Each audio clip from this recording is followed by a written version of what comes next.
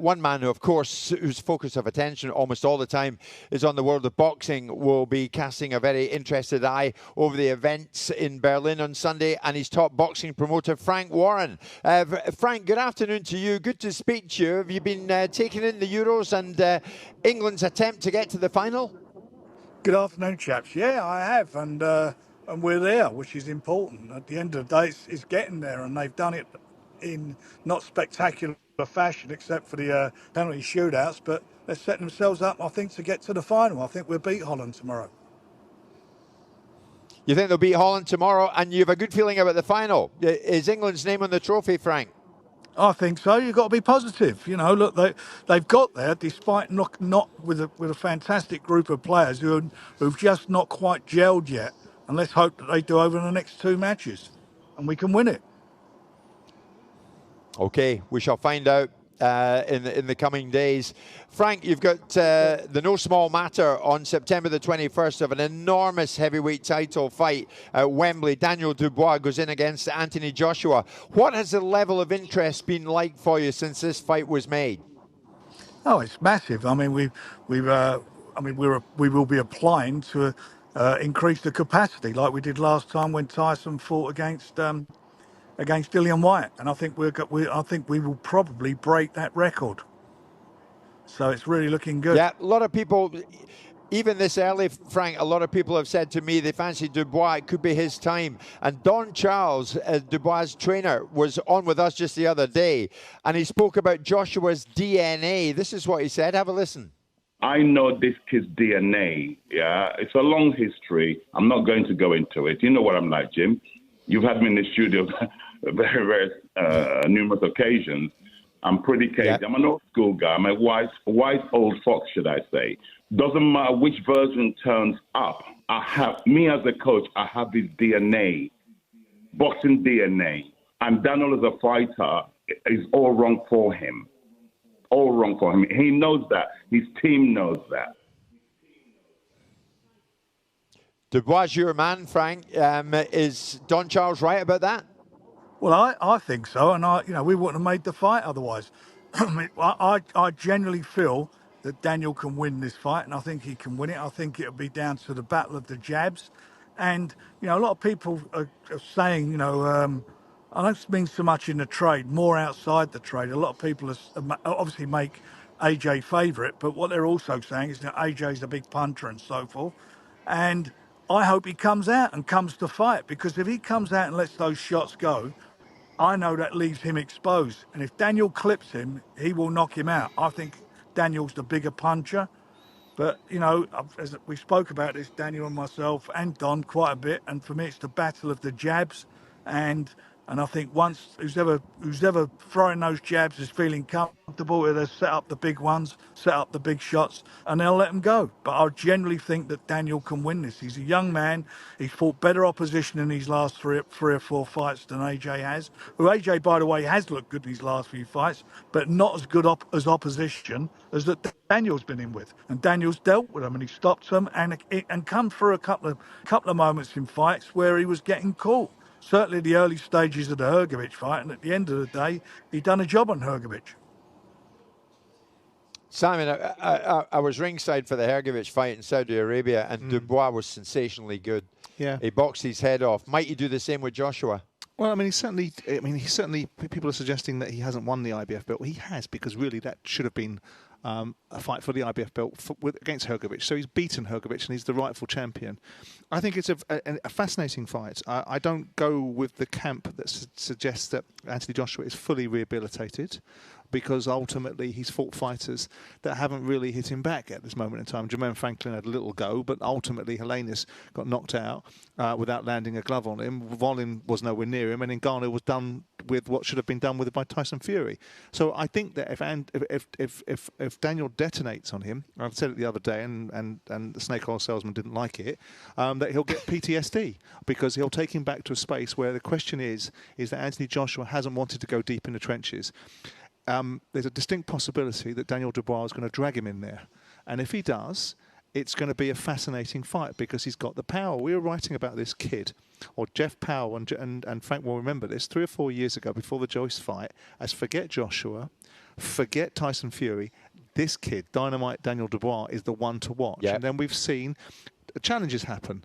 And I think the Hrgovic, I expect him to beat Jarrell Miller. I don't think Frank's right about the opposition with Jarrell Miller, but he's certainly right about the opposition that he's fought in terms of Filip Hrgovic. Because do you see Dubois, Simon, as a top-tier heavyweight? Yes. Yeah. Yeah. I mean, I'm not sure he wins this fight, but I think there's a bloody good chance that he might. Yeah. What are you sensing from the good and the great in the world of boxing, Frank? Is there a growing feeling that this could be Daniel's time?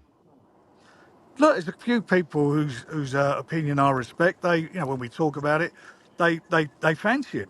But you know what? At the end of the day, this fight is gonna be about heart and mind. It's going to be about both their hearts and mind. Who, when it comes down to it, because they're going to get in the trenches, because that's how it's going to turn out, this fight. It's going to be about letting those bombs go. And it's once somebody gets clipped, who's going to have the heart and desire to carry on? That's what's going to happen in this fight.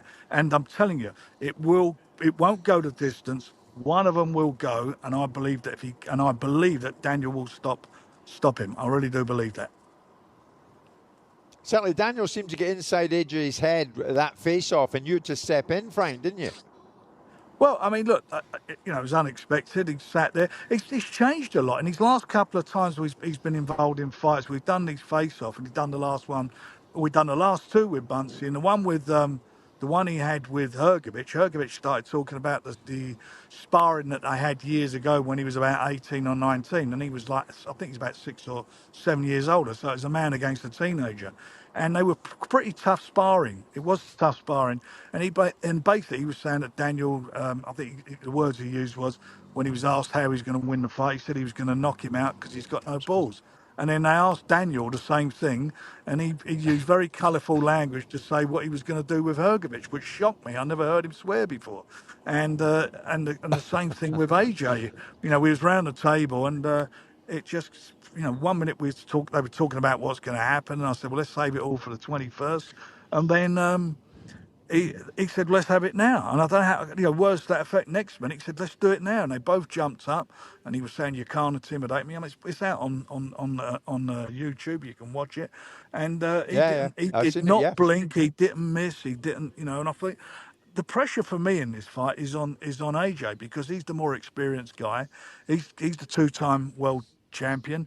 He's the fella at the end of the day that everybody I say everybody, the general public believes going to win this fight, and he's the one who's going to have to show up.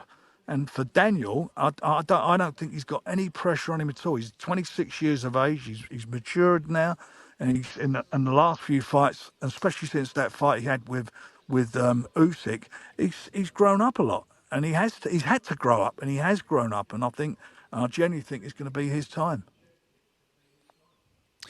It'd be interesting to see, Frank. I mean, obviously, he won't have fought in an environment like this where there's 90,000 fans. And you're right, the expectation will be on Anthony Joshua, because this is a legacy fight for him, because ultimately if he loses to a British fighter, it will diminish some of the legacy that he has.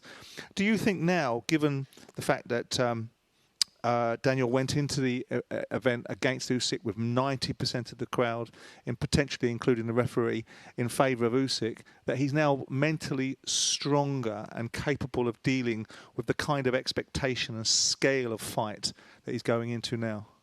Well, he did go into the Lions Den, and I think it was there 50-odd thousand people there, so it was a big crowd there, and it was very intimidating for him. But you know what? That's boxing. That's what you got to do. You go in the other guy's backyard. That's what good fighters do. And he's also fought at Wembley a couple of times, and on the big shows where there's been massive crowds there. And in this fight, AJ, obviously he's the fans' favourite, but I think it'd be interesting to see how many people now getting behind Daniel, because he's obviously gone and produced the goods. That was a good performance against against Baby Miller. I mean, he's never been stopped, Miller. He was undefeated going in there, and he's a tough sod. And and mind games. He used a lot of mind games, and I was quite pleased with what he did. But the bottom line of it is, irrespective of what the crowd is, you go in there. It's him in the ring against AJ. The crowd are not in the ring. The atmosphere's there, and what you got to do, you got to shut the crowd out.